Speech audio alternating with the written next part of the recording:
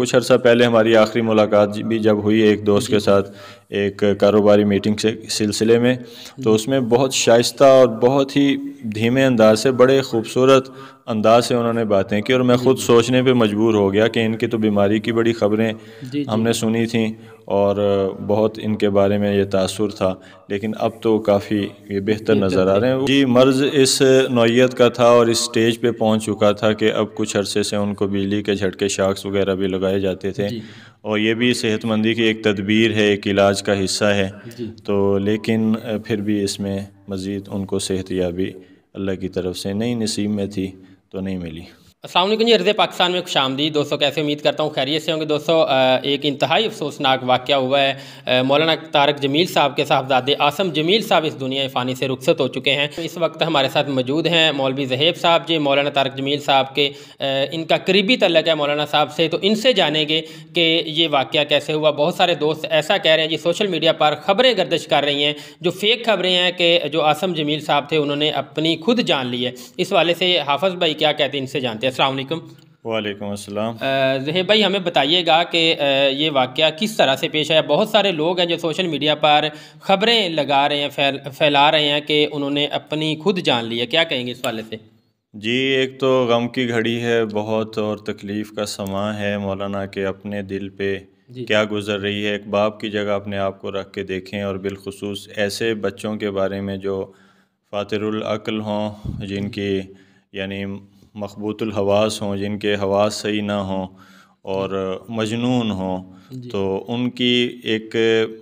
پیار میں اور محبت میں اضافہ ہو جاتا ہے ان بچوں کے لیے۔ ہم اپنے گرد و پیش میں دیکھتے ہیں تو مولانا کی اپنے اس بیٹے سے بہت شدید محبت تھی اور بہت توجہ فرماتے تھے ان پہ، اور خصوصی شفقت کا عالم تھا، اور بس جو تقدیر ہے وہ غالب آئی، اور اس کو خودکشی سے بھی تعبیر نہ کیا جائے کہ مبادا ان کی تکلیف میں اضافے کا سبب بنے، چونکہ ان کے اوپر جو ہے وہ مرفوع القلم تھے، کوئی ان کا حساب کتاب تو ہے نہیں، تو ایسا شخص جو بیماری کی حالت میں اضطراری کیفیت میں اگر موت کو بھی گلے لگاتا ہے تو یہ شرعاً بھی خودکشی کے احکامات میں اس کا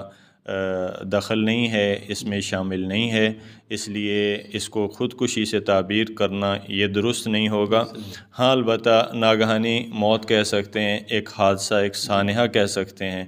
اور یقیناً یہ بہت بڑا ہے، اور پسماندگان سوگواران جو ہیں ان کے جو اہل خاندان ہیں ان کے لیے تعزیت بھی کریں اور ان کی صبر کی دعا بھی کریں، اور مشکل کی اس گھڑی میں کوئی ایسا جملہ، کوئی ایسا فکرہ، کوئی ایسا لفظ نہ بولیں جو ان کی اذیت میں مزید تکلیف کا ذریعہ بنے۔ ذہیب بھائی ہمیں بتائیے گا کہ عاصم جمیل صاحب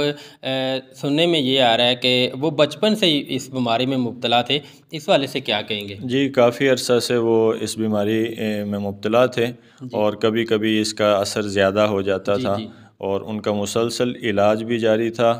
اور لیکن مرض بڑھتا گیا، جوں دوا کی مصداق جو ہے وہ ان کی تکلیف میں افاقہ نہیں ہو سکا، اور اللہ کی تقدیر غالب آئی۔ ذہیب بھائی یہ بھی کہا جا رہا ہے کہ ان کو مطلب جیسے جب زیادہ تکلیف ہوتی تھی ان کو الیکٹرک کے جھٹکے بھی دیے جاتے تھے؟ جی، مرض اس نوعیت کا تھا اور اس سٹیج پہ پہنچ چکا تھا کہ اب کچھ عرصے سے ان کو بجلی کے جھٹکے شاکس وغیرہ بھی لگائے جاتے تھے، اور یہ بھی صحت مندی کی ایک تدبیر ہے، ایک علاج کا حصہ ہے، تو لیکن پھر بھی اس میں مزید ان کو صحت یابی اللہ کی طرف سے نہیں نصیب میں تھی تو نہیں ملی۔ ذہیب بھائی یہ بتائیے گا کہ حافظ بھائی کا مطلب بیٹھنا اٹھنا کس طرح تھا؟ عاصم جمیل صاحب کس طرح اپنے دوستوں کے ہمراہ بیٹھتے تھے؟ ملنا جلنا کس طرح کا تھا ان کا؟ جی، نفیس طبیعت تھی، شائستہ اور دھیمے لہجے کے مالک تھے، کسی کو تکلیف نہیں دیتے تھے۔ مولانا نے خود ان سے کہا تھا اور ہمیں بتایا کہ میں نے ان سے کہا تھا کہ بیٹا آپ عالم نہیں بن سکے یا حافظ نہیں بن سکے تو پریشان ہونے کی ضرورت نہیں، ڈپریشن میں مت جائیں، آپ ایک اچھا مسلمان بن کے دکھائیں معاشرے۔ اور جہاں تک ہم نے دیکھا ہے ان کی طبیعت، ان کا میل جول سلوک اور ان کا اٹھنا بیٹھنا بہت اچھا تھا، اور لوگوں کے ساتھ جو ہے وہ بہت اچھی طبیعت کے ساتھ۔ اور کچھ عرصہ پہلے ہماری آخری ملاقات بھی جب ہوئی ایک دوست کے ساتھ ایک کاروباری میٹنگ سے سلسلے میں، تو اس میں بہت شائستہ اور بہت ہی دھیمے انداز سے بڑے خوبصورت انداز سے انہوں نے باتیں کی، اور میں خود سوچنے پہ مجبور ہو گیا کہ ان کی تو بیماری کی بڑی خبریں ہم نے سنی تھیں اور بہت ان کے بارے میں یہ تاثر تھا، لیکن اب تو کافی یہ بہتر نظر آ رہے ہیں۔ اس وقت ان کے اوپر وہ حال نہیں تھا، لیکن کبھی کبھی جب یہ دورہ اٹھتا تھا تو پھر اس کے زیر سایہ جو ہے وہ کیفیت بدل جاتی تھی۔ ظہیر بھائی لاسٹ پہ یہ بتائیے گا کہ نماز جنازہ عاصم جمیل صاحب کا کتنے بجے ادا کیا جائے اور کہاں پر ادا کیا جائے گا؟ 7:30 بجے جی، رئیس آباد تلمبہ ان کے آبائی گاؤں میں ادا کیا جائے گا۔ شنید یہی ہے کہ مولانا طارق جمیل صاحب خود پڑھائیں گے یا ان کے بڑے صاحبزادے مولانا یوسف صاحب وہ پڑھائیں گے، اور آپ سب سے بھی درخواست ہے کہ دعا بھی کریں اور قریبی افراد جو ہیں اس میں شرکت کی جو ہے وہ کوشش بھی ضرور کریں،